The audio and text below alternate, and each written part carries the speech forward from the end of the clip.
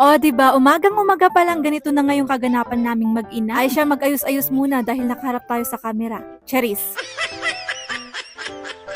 So, syempre, para nga mabuhay ang dugo, etong at nagpainit nga muna ako ng tubig dito nga sa improvised naming kettle. Paano ba't bigla nga pumutok yung ginagamit naming kettle? So, syempre, para makapagkape etong at inayos ko nga muna itong mga ginamit kong pinang live kinagabihan. Hindi na kinaya ng katawang lupa ko, kaya naman hindi ko na nga to naayos agad. Sayang din naman kasi yung isang benta kapag nga hindi ako nag-live. Siya pang ikayaman ko ganun. Charis. At ito na nga't gumawa nga muna ako ng kape ko at wala nga munang 3-in-1 for today's video. Gatas-gatas muna, kasjay. Mahirap nang ma-high blood, ang lakas kasi ng palpitation ko nga rin sa 3-in-1. Pero malakas din naman ang fiber nun sa akin. Ganon. O siya, halina nga muna kayo at magkapi. Agkapi tayo apo, uray no awan titinapay. Charis.